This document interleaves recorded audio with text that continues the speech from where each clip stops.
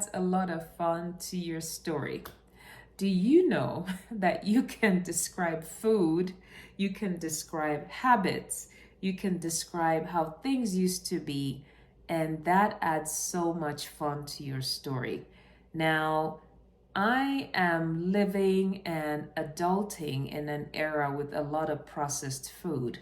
A lot of my clients I've worked with who lived or grew up decades earlier would talk about how people made their own food a lot more. It wasn't as easy to go grab something ready-made or semi-made, or you did a lot more cooking, you prepared your food, right? So talking about it in some detail can make for interesting reading. Talk about we sat down for lunch. Lunch was this and that. I had helped mom prepare it. I remember when we were preparing it, she said this and she said that. And she said that when she was young, when she was little, it wasn't so easy to get a hold of this. They had to go to the stream, they had to go somewhere. And so you can put in all those aspects of food, and that makes for a lot of fun reading. How did you sit to eat? Did you have family join you? Was it communal eating?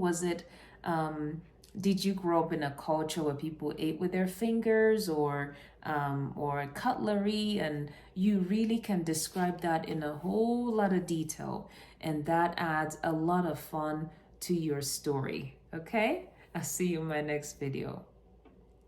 Hi, I'm Dr. Uche. I'm your friendly publisher, biography writing coach, book reviewer, a real life physician too. What are you waiting for? Go ahead and hit subscribe. That way you know when I upload new videos. Share with your family and friends. Follow me on this fascinating journey as I talk all about stories on this channel, children's book read aloud sessions, fiction from across the diaspora, and tips to help you on your journey to writing your biography. You take care, and I'll see you in my next video.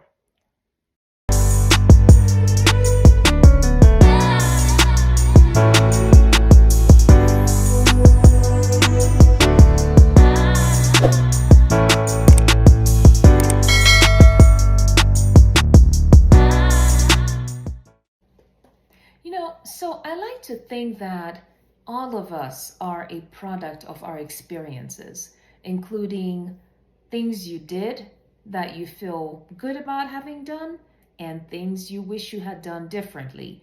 And when someone is looking at you from a different perspective, sort of looking into your life story up to a particular point, they might wonder about certain decisions you made.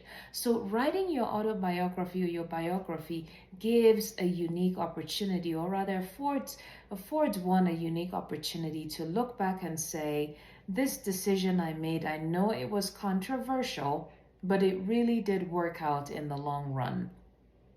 At the time I made this decision, I wasn't certain. It did cause a lot of strife in my family, but in retrospect, it was a good thing for me because of 1, 2, 3. So you really get a chance to explain away things that happened in the past. Now, mind you, one of the strengths or one of the great things about writing a story is you give somebody else an opportunity to learn from your journey, to not have to reinvent the wheel, right? Somebody can use your story as a roadmap. This is what you did here, and so I can actually try this because somebody did it and it worked. I remember reading Michelle Obama's Becoming and her recent book, I'm forgetting, The Light We Carry, and thinking, wow, I think I need to give my children more responsibility because I feel like I'm doing this and that for them, but they can actually do it for themselves. And I was amazed when I gave my 7-year-old responsibility to get up, get dressed for school. He did it like a champ. And I said to myself, why have I been stressing myself out trying to do all this? every morning, right? But he's able to put himself together. He was able to, I set an alarm clock, it woke him up, he got dressed, and so on and so forth. So, what I'm getting at is how somebody else's story can be a roadmap for somebody else. So, do not underestimate the power in your story. Be sure to describe controversial aspects. Be sure to describe strengths, successes, mistakes. All those make for very interesting reading in your story. I'll see you in my next video.